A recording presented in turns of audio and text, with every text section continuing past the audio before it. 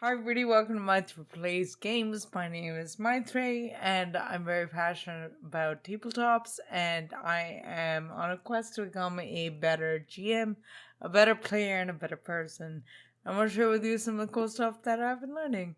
Today I want to talk to you about railroading, and I want to talk to you about it in the context of a narrative-heavy game experience. Not everybody's going to tell a story with their players in their games, and that's totally fine. But I am, and this video is going to be discussing railroading in that context. So if you're doing like a hex or a dungeon crawl that is tactics heavy, mechanics first, really about sort of exploring and uncovering the world, and not really about a plot and character as much, this probably won't be as relevant for you. Anyway, in discussing narrative-heavy games, plot and character-centered, railroading is such an overused and frankly poorly defined term. I kind of hate using it, to be honest. I can improv. I do plenty of it for small things, but as a GM, for me to feel confident, for me to run the kind of games that I want to run, I need a roadmap. That way, even if we go completely off map, I have a roadmap in the first place, and it helps me sort of stay grounded and confident. I can provide a very cool experience that I may not have otherwise been able to provide if I didn't have that direction in the first place, that map in the first place. I'm just not very good at improving big story things, like tying emergent themes together to tell sort of this broader story. I can do it in a one shot, and even sort of the primary driver for the GM in one of my favorite games, Swords Without Masters, but not for a long form game where I really want to deliver a certain kind of GM experience. In that respect, improving is, something as big as quests or the plot just does not really work for me. Honestly, I'm a little embarrassed admitting it because I feel like all the coolest people I know in this space are like, oh yeah, whatever, I just show up with my dice and magic happens. And I'm sitting here okay, well, I spent 4 hours of the weekend, writing up shit, so, it just feels very uncool to admit that you need to, put in effort to be good at something and to, work at it. But I do, and I think my players sort of like the outcome, which is what makes me want to do it more and makes me feel like I'm making the right choice. Hi, editing Maitre here. I just want to make an additional point that I forgot to in the video, which is that I've actually played in a game where a GM basically showed up with no plot prepped and kind of just improv reacted to everything we did on the spot, which, sure, but it left me feeling like I didn't really enjoy the experience, the play experience so much, and I really don't want to do that to my players because it was pretty unsatisfying. And honestly, there were a couple of major character elements for the player for my PC that kind of got treated pretty dismissively and without a lot of gravitas, because it was just kind of improv as a reaction. So that ultimately felt quite unsatisfying to me as well, and I really don't want to do that for my players. So, I'll keep prepping. As a GM, I prefer a defined start, but not a defined endpoint. But at the very least, I want to understand from some of the early sessions, sort of where where are we going with this? Like, what is that sort of final question that they might need to answer? And that could evolve over gameplay, but having some idea of it at the start allows me to have this sort of direction of play. I know the story beats along the way that I want to hit that. I will try to personalize to my players to make it feel organic to them during play, even though for me, it's a few hours of prep ahead of time. For example, there's always going to be someone that tells them about that weird carnival at the edge of town. Whether that person is the bartender from the bar they decided to go to, or some PC's long lost sister that they've just met. That's the improv that I do. The roadmap about the carnival being like a place that PCs find out and need to go to, like that's already defined. How they get there is the thing I improv. So I really wish that I was better at coming up with that stuff on the fly. For example, deciding that there is a weird carnival, but I just don't do it as well, and I feel like my players suffer for it. And that's what I've heard described as railroading, and that's why I kind of bristle at it, because it's used pejoratively to say that, like, preparing a plot is somehow removing choice from players. I don't know that I agree with that. Players making choices, but those choices ultimately not mattering is not the same as you having sort of a narrative outline within which they need to make those choices. And I feel bad because the term railroading is almost always used pejoratively.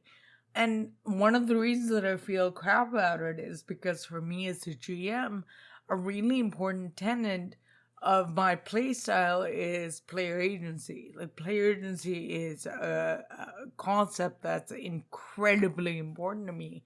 So the idea that I might even accidentally be, doing something that is removing that really messes with me, and that's how people define railroading. Of course, that's really, one shot thing. Now, for my campaign, the quests are a little bit more open-ended in terms of whether the players want to do them or not. But if they choose not to do it, they are probably going down a route that I very much expect and have planned. And I'm not above having several meta above the table discussions about this kind of stuff, to be like, hey, listen, like, what do you guys want to do? Do you want to do a dungeon, or do you want to do like more narrative stuff? Like, how do you sort of want the next few sessions to go? And then I can kind of figure out like what's the right way to approach what we want to do as a table. So I want to talk about why I like this approach.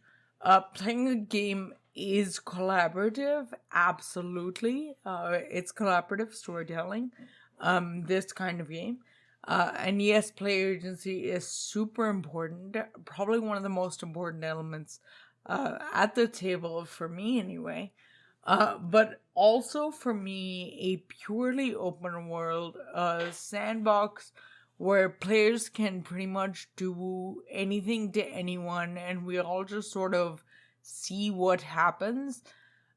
It's just not really fun for me. That kind of game then is about the exploration. It's about uncovering parts of the world. It's not really plot driven, it's not really character driven, and that just doesn't really resonate with me as much. So to give you an example, and to use these terms in a currently defined way, a sandbox start to an adventure is, okay, you're all sitting around a bar, what do you do? And now you have to decide how to engage with the world, because really the most compelling thing is to cause disruptions to the status quo. So to me, offering a purely open world sort of prompts players to kind of drive it like they stole it, because like there's nothing really tying them to anything. On the other hand, what might be considered a railroady start is, okay, you're all sitting at the bar, you're waiting for Rose's sister to show up. She said she had some news. While you're waiting, you get drinks that you've ordered. You notice a shadowed figure in the corner staring at you with interest. This opening, even though it's kind of cliched, ties the players to the world in a few different ways. You're at an establishment together where you've ordered already, so you're at least starting the narrative with expected behavior. You don't have to engage in boring RP to just like be normal. If that's someone in the corner you can engage with, talk to, ignore pointedly, send a drink to, whatever. You got a PC sister coming, you can talk about the sister, you can just wait for her. Whatever. Point is, even though there are identifiable paths, you're not restricting player agency. There's just pre-identified paths that people can take if they want. So I'm just trying to make the point that it's not shitty to have direction. To me, pure sandboxing is actually the thing that's challenging. I understand hex crawls, I understand dungeon crawls where the theme is exploration and conquest, and then the idea of sort of here's the world, engage with it however you want kind of makes better sense in those frameworks. But if you're playing a game that has any kind of narrative elements, having defined questions to answer or several defined questions to answer is not a bad thing. That's kind of all published adventures even are. They are not railroading players, but rather giving them a story to play through, giving them a series of questions they need to answer. And when I say that, again, I mean sort of a defined start, couple of story beats to hit, and an expectation of a final thing for them to address or answer. I don't think most people consider published adventures railroading, but for some reason, when the same structure is followed in a homebrew game, it gets lumped into this like pejorative railroad category that like GMs that are not very good do.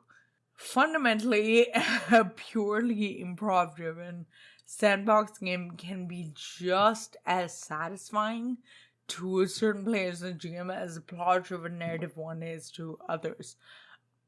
I just wish we weren't dismissive about prepping plot and structure.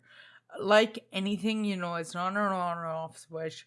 It's really a dial or a slider, really. Like how much guidance there is or how straight the railroad tracks are should totally depend on the comfort level of the GM and the expectations of the players. I don't think there's disagreement that players should have their choices and that their actions should affect the outcome of the game.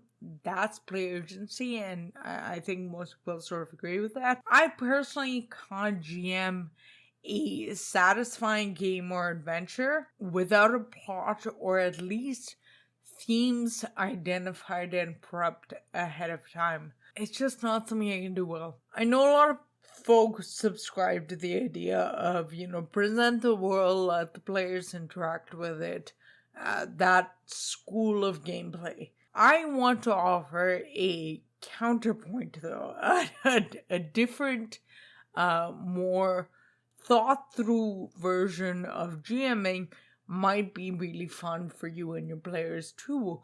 Have a plot that players can interact with and develop and adjust its presentation and play as they engage with it. Maybe the whole thing blows up and maybe the whole thing goes off the rails, as they say. And that might be what happens if you've got PCs that are just like being murder hobos or, like a less terrible term, But this video isn't really about dealing with that. Assuming it doesn't blow up, you would potentially have been able to pull off something that lands really powerfully for your players because you have started with trying to make it cohesive. That's what I think right now, anyway.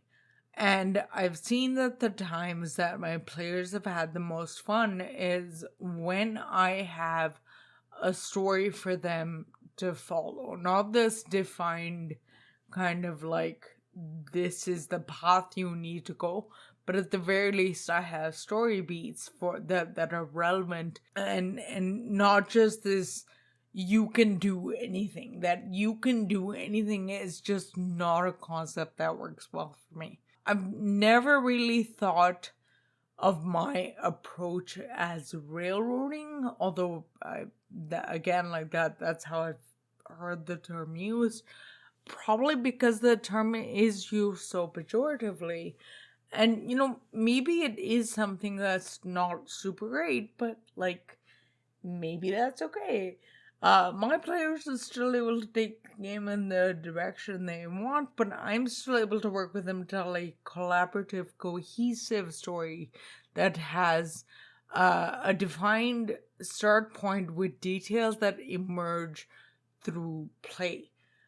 Maybe that's not even how we define railroading, maybe that's not how we define story, but then that sort of takes us back to the point that I made at the start, where it's kind of an ill-defined term to begin with.